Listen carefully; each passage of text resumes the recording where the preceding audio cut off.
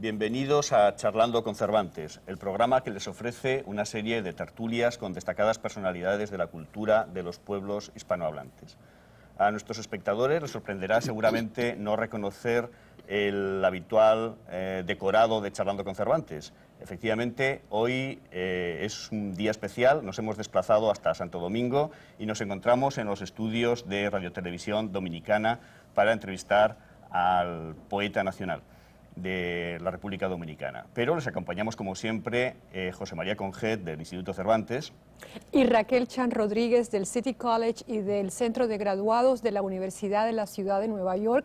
Como ha dicho José María Conjet, es un honor para nosotros estar en Santo Domingo y tener con nosotros a Pedro Mir, poeta nacional de la República Dominicana, ensayista, dramaturgo, gloria de las letras hispánicas. Don Pedro, yo quisiera empezar esta conversación, estamos tan contentos de que nos acompañe, haciéndole una pregunta que usted se va a quedar totalmente sorprendido porque es tan abarcante, pero me la contesta. Yo quisiera saber ¿cómo ve usted el papel del poeta en nuestras sociedades modernas? ¿Cuál es el rol del poeta? Estoy muy contento y feliz de tenerles a ustedes aquí. Creo que me estoy envaneciendo un poco. Tengo que pensar un poco acerca de esto antes de contestar cualquier pregunta. ¿Cómo veo yo la función del poeta en nuestra sociedad, en la sociedad contemporánea, en la sociedad actual? Bueno, nunca pienso específicamente en el poeta, pienso en el artista. Creo que de lo que se trata es que todos tenemos una visión del mundo, tenemos algo que decirle a nuestros contemporáneos, a nuestros compatriotas. Y trasladar lo que uno tiene dentro de su cabeza a otra cabeza, yo creo que es la hazaña más grande que puede llevar a cabo un ser viviente, porque somos seres solitarios. Nuestra vida y nuestra muerte es absolutamente personal y privada, son cosas solo de cada uno de nosotros. Y por eso tenemos una necesidad muy grande de tener una persona con quien unir, con quien establecer un contacto, alguien de quien agarrarse. Y esa es la función del artista, encontrar un medio, una forma, un recurso mediante el cual pueda trasladar de su mente a otras mentes esos contenidos absolutamente propios. Desde luego eso es imposible. Lo que podemos alcanzar es solo una aproximación, que la alcanzamos también por medio del lenguaje. Y es decir, que ya de entrada tenemos una determinación propia del arte, y es que es otra vía, que no es ya el lenguaje. Y todavía tenemos otra vía, otro recurso prodigioso, no muy conocido, que es el símbolo. Yo entiendo que hay tres formas de la comunicación humana.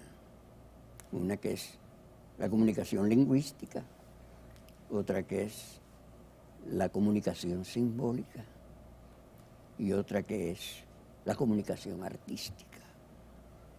Ahí vamos a encontrar el poeta. Pues nada, la misión del artista en general, no misión, función, pedía usted, es la de comunicar a los demás aquellas cosas que no puede comunicar de otra manera, aquellas cosas que no puede comunicar por medio del lenguaje, aquello que no puede comunicar por medio del uso de los símbolos o de un símbolo, que es lo normal, que un solo símbolo es capaz de comunicar todo un mensaje. acerca del mundo que le rodea.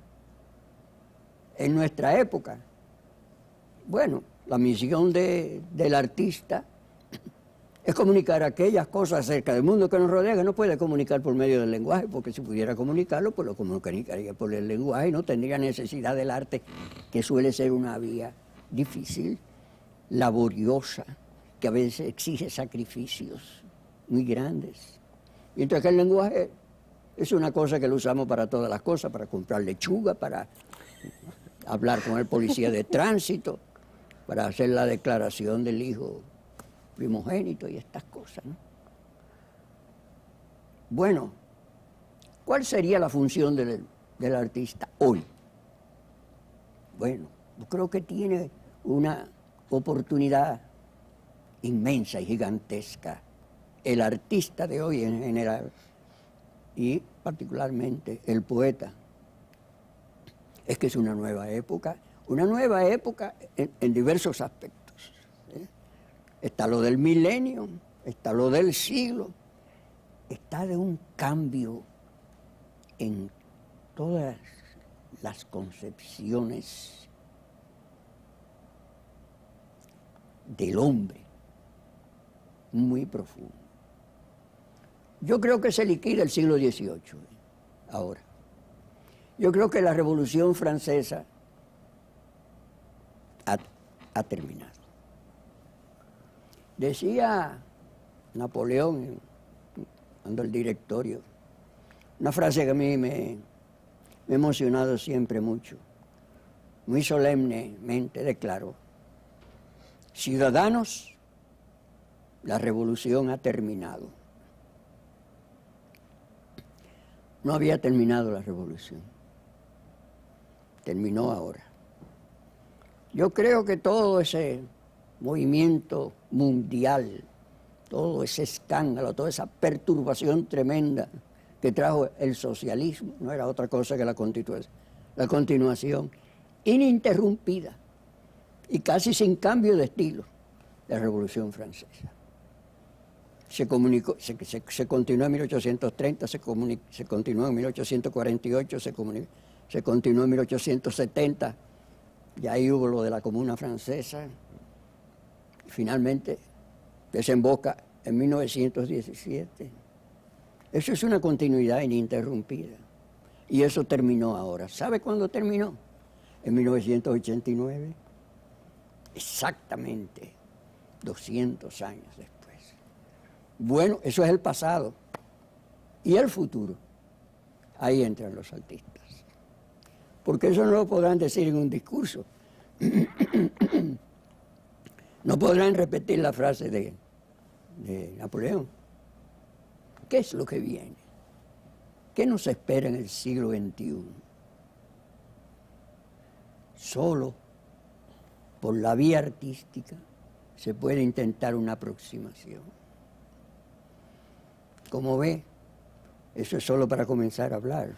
Claro. Pero como usted quiere la cosa muy breve, Don Pedro, creo que hay un punto final, no viene más. vamos a hablar de un artista concreto, que es el que tenemos delante de nosotros, del poeta Mir. Pedro Mir.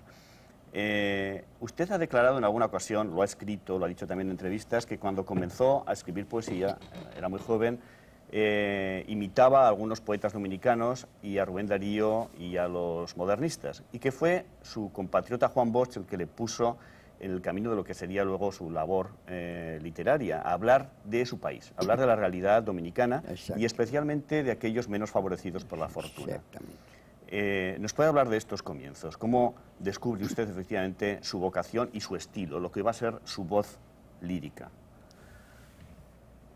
Me parece muy gracioso cuando Bosch me presenta como el poeta social esperado. Yo no sabía lo que era un poeta, y mucho menos un poeta social. Él lo que en realidad me trazó fue un programa de búsqueda, de exploración, que yo cumplía a la letra. Empecé a escribir una serie de poemas en todos los órdenes, en el orden erótico, en el orden popular, a veces hasta en el orden narrativo, todo lo que aparecía. Si se moría una amiga, pues yo le escribía un poema. Todo eso era la búsqueda de esa cosa maravillosa que él había anunciado. El poeta y el poeta social. Bueno, una de las cosas a las que me condujo eso fue al estudio de la estética. Yo comencé en 1940 exactamente con el breviario de estética de Benedetto Croce. Es un librito de la colección austral. Sí. Yo no entendía nada, pero no me detenía. Leí ese librito como 8 veces antes de poder encontrar una línea que me condujera por algún lugar. Y en eso me pasé la vida. Por el otro lado, ¿qué era el poeta social? Eso me dio también mucho trabajo. Lo que aparecía más próximo era el socialismo. Claro, no era lo que debía constituir realmente mi papel, porque todo, para mí lo más importante entonces fue siempre qué era un poeta, cuál era verdaderamente mi compromiso. Y un día llegué a estas conclusiones de que un poeta es una persona como cualquier otra, lo único que tiene un vehículo que se estudia, que se trabaja, hasta que un día pues uno tiene más o menos el dominio de este vehículo. Entonces comunica lo que te quiere comunicar, simplemente. Eso es una cosa muy sencilla. Si usted es simplemente un enamorado, pues le comunica al ser amado lo que siente por esta persona. Claro está que eso no se puede decir con palabras. No se puede hacer un discurso acerca de eso. A veces es más claro cuando se dicen disparates. Así procedían los surrealistas. Decían simplemente lo que les venía, lo que llamaban la escritura automática. Simplemente decían disparates. Pero había una comunicación, lo que pasa es que no era una comunicación lingüística. Era otra forma de comunicación, era otra vía de acercamiento a su realidad interior y a aquella persona a quien iba destinado ese mensaje. Me molesta decir mensaje porque todas estas palabras están cargadas de significados y de intenciones y de corrientes políticas y religiosas y de todo tipo, ¿no? Y esto es lo que a veces nos enreda. Pero es una cosa muy simple.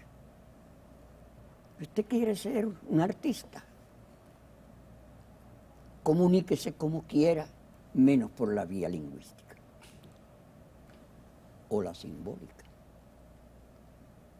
Y como que la obra de arte siempre está cargada de estos elementos, porque también el lenguaje está cargado de elementos artísticos. Ahora mismo estoy utilizando yo con mis manos medios que no son lingüísticos, y estoy tratando, si no de comunicar un mensaje con estos movimientos, al menos de fortalecer el mensaje lingüístico, porque es insuficiente, porque no es capaz de trasladar todo el contenido que hay en la interioridad de mi mente. Don Pedro, yo quería, estamos hablando de poesía, de poetas. Una de sus composiciones más admiradas, claro, es el contracanto a Walt Whitman, que lo une a usted con Walt Whitman, el poeta norteamericano, que ha sido también una figura muy admirada entre los escritores hispanoamericanos. El propio José Martí vio a Walt Whitman en Nueva York y escribió sobre él. Entonces, el contracanto que usted publicó, si mal no recuerdo, cuando usted estaba en Centroamérica, en Guatemala, lo que quería saber concretamente es cómo, qué lo atrae a usted de la figura de Walt Whitman, y al mismo tiempo usted habla con Walt Whitman, pero usted expone sus ideas sobre ese poeta Quería que comentara un poco sobre esto. También hay un elemento anecdótico en esto. Yo conocía a Walt Whitman probablemente por un poema de Rubén Darío y también una crónica desde Nueva York de José Martí, bellísima. Bueno, era el príncipe de los modernistas y aquella época del modernismo a mí me deslumbraba. Esto era cuando yo era estudiante de retórica en el tercer teórico de la escuela normal. Yo conocí ese mundo de los modernistas y me fascinaba sin que jamás pensara que alguien me iba a calificar a mí de poeta. No estaba eso en mis proyectos. El caso es que, estando yo en La Habana, apareció una traducción de León Felipe del Canto a mí mismo. Y, ahí lo leí yo también. ¿Perdón? Ahí lo leí yo también, en la traducción de León Felipe. Una bellísima traducción, que tiene una introducción que él escribe poéticamente y que titula Habla el prólogo.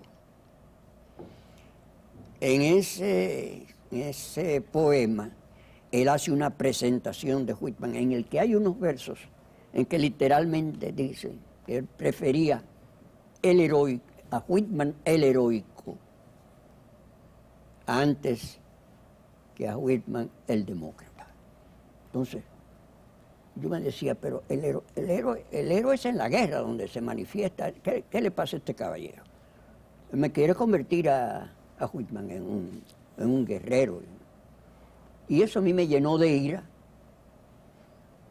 y tal vez de vanidad, y me creí que yo podía contestarle a León Felipe y decidí escribirle un poema y dedicárselo a él. Así lo hice. Yo trabajaba en una empresa en el departamento de contabilidad, yo era subcontador de una empresa. Pero aquello se convirtió para mí en una misión heroica y escribí mi poema, me lo metí debajo del brazo, renuncié a mi trabajo en La Habana y me fui a México a leer mi poema. Y lo primero que hice fue buscar a León Felipe. Y resulta que León Felipe era el presidente de los partidarios de la paz. Y yo escribo un poema para acusarlo de ser el presidente de los partidarios de la guerra. Entonces, aquello se me convirtió en una confusión tremenda. Tuve que suprimir la dedicatoria a León Felipe. Y el destino de ese poema cambió completamente. Yo fui simplemente a Guatemala a leerlo, porque de allá me invitaron. Lo leí que fue recibido muy cariñosamente. A mí me habían ofrecido hacer la edición allá y la edición se hizo muy tardíamente, al fin, bueno, todo eso es una historia ya que no tiene importancia ni sentido. Eso es lo que hay con el contracanto. Desde luego, yo estaba muy identificado con la poesía de Whitman. Yo creía entonces, y sigo creyéndolo vivamente, que era la imagen verdadera del poeta. Su poesía es poesía por los cuatro costados. Aparentemente él habla un lenguaje muy, muy claro, pero se ve que nada de lo que él está diciendo en el texto lingüístico es lo que realmente él aspira a comunicar. Y a veces empieza a hacer una relación de personas. El vendedor de frutas, el predicador, la niña, la prostituta, todos son, y sigue hablando y habla. Es una cosa a veces delirante, y habla y habla y habla y repite, y hay en toda una sola cosa. La grandeza, la grandiosidad de aquella nación que emerge en ese momento como la campeona de la democracia, con la sublimación de la individualidad, el yo ese que él hace vibrar de manera tan enérgica. Y con ese criterio usted lee ese poema y ve cuán exacto era el mensaje que él comunicaba. Y que nada tenía que ver con los convencionalismos con los que se trataba su poesía, los juicios que se hacían acerca de él personalmente. Y hoy todavía me parece, y creo que es muy oportuno decírselo a ustedes, que si a mí me dieran a escoger dos personajes del arte, tres, porque tendría que meter a Beethoven, el otro sería Whitman y por supuesto el primero Cervantes. Esa es la figura que más prodigiosamente encarna la facultad de la comunicación humana, porque es padre del lenguaje, pero la suya no es una obra lingüística, es una obra de arte de una dimensión incalculable. Y pensaba yo anoche, pensando en ustedes, pensaba, caramba, voy a releer, no tuve tiempo de hacerlo, el licenciado Vidriera. Dijo, qué imagen tan maravillosa es, de un hombre a quien no se le puede decir nada porque se rompe. Porque un caballero que es de vidrio, no solo una pedrada lo va a desbaratar, sino hasta una palabra descompuesta puede desarticular toda aquella maravilla de cristal. Y yo creo que ese es ya el preludio de Don Quijote de la Mancha. Don Quijote de la Mancha es un hombre tan irreal como un hombre de vidrio, pero qué mensaje de realidad tan profunda y tan exacta. Don Pedro, es una pena que no vamos a tener tiempo para hablar de todo lo que querríamos hablar con usted. Pero ustedes son los provocadores. Somos malos. Siempre me ha parecido injusto que la poesía épica de usted, lo que han llamado poesía épica, haya ocultado la poesía mucho más lírica y amorosa, los poemas del buen amor. Pero también me parece enormemente injusto que su obra poética haya ocultado, haya tapado a la obra narrativa, que a mí me parece extraordinaria. Usted fue un narrador tardío, o por lo menos empezó a publicar tardíamente sus obras de ficción en prosa. El primer libro, La gran hazaña de Limber y después Otoño, es un libro, a mí me parece magnífico, 3 historias de animales, un perro, un mono, un caballo y una historia de amor, una pareja joven, que está escrito además sin puntos ni comas, supongo que reproduciendo la voz del narrador, el narrador coloquial quizá. ¿Nos puede hablar de su labor de narrador? ¿Por qué empezó a escribir cuentos y luego 2 novelas importantísimas? Bueno,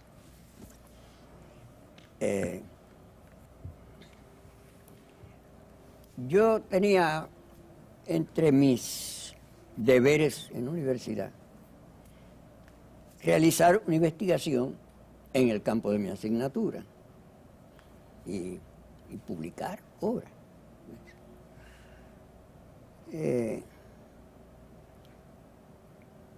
Entre las investigaciones que yo llevé a cabo para la universidad estaba una obra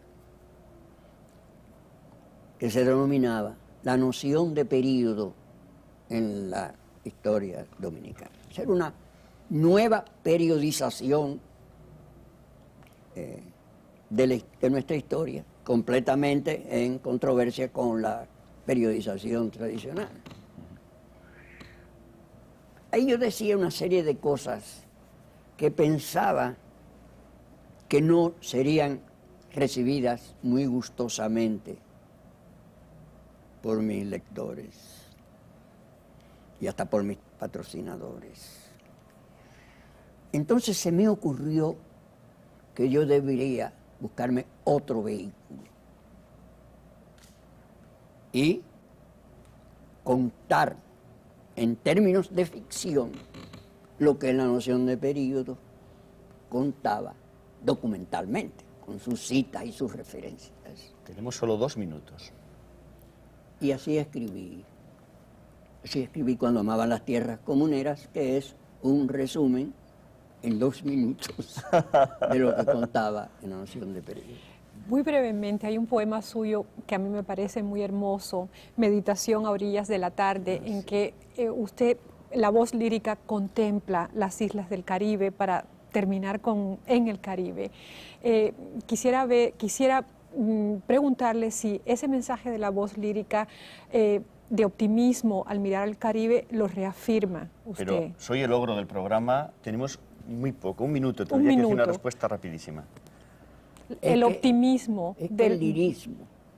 Mi vida afectiva estuvo siempre presente, no solo en mi obra, sino en mi vida, mi manera de caminar, y no podía abandonarla nunca. Pero no puedo explicar más. Muchas gracias, don Pedro. Bueno, es una pena que no podamos seguir charlando con don Pedro Mir. Ya ven que teníamos muchísimos temas de conversación. Esperamos que estén de nuevo con nosotros charlando con Cervantes en el próximo programa de Vuelta en Nueva York. Muchísimas gracias a todos los amigos dominicanos y especialmente a don Pedro Mir. Muchas gracias por acompañarnos.